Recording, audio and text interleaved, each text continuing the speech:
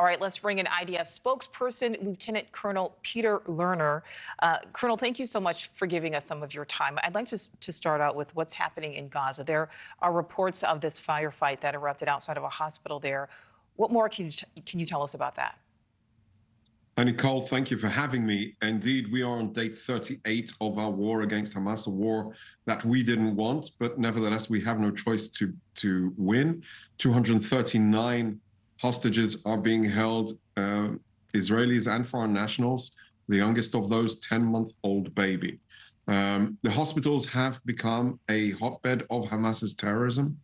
We revealed it extensively, and today in a video we revealed to you all, we've seen how Hamas is utilizing the cover of hospitals in order to conduct attacks against our forces.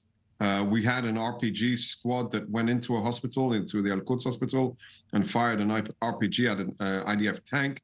And we have small arms fire in other vicinity of other hospitals as well.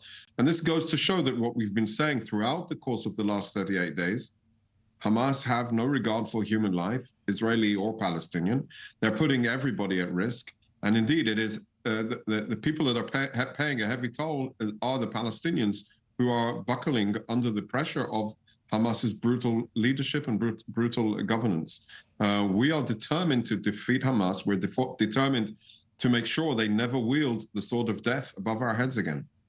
Lieutenant Colonel, we saw in Robert Sherman's report there the video of the massive response, the calls for the release of the hostages being held by Hamas. We know that there are pauses, but we know that there are also calls that are certainly growing for a ceasefire, including from Spain, from Portugal, from Belgium, from Ireland. But the Prime Minister is saying that will not happen. Is there any scenario in which it could, in which there could be a ceasefire? So Prime Minister Netanyahu has also said extensively that there's no way to talk about ceasefire before the hostages are released. So 239 people, it's the families of 239 Israelis and foreign nationals that have been torn to pieces over the last almost 40 days now. I can't imagine what they're going through.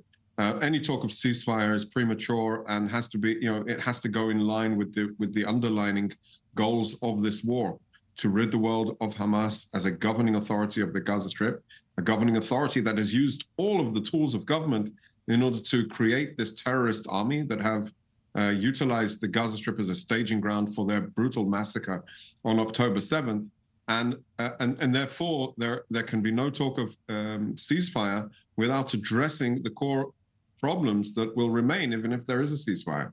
So we are moving forward. We are pursuing Hamas terrorists. I can say that we are engaging and killing them every day. Their leaders, their field commanders, their terrorists on the ground. We're destroying their tunnel system, step by step, stage by stage, and strike by strike. We'll be continuing to reveal more and more information as we move forward, and you will see how they connect hospitals to terrorist houses in order to take cover. And this is it just goes to show the type of merciless enemy that we are facing.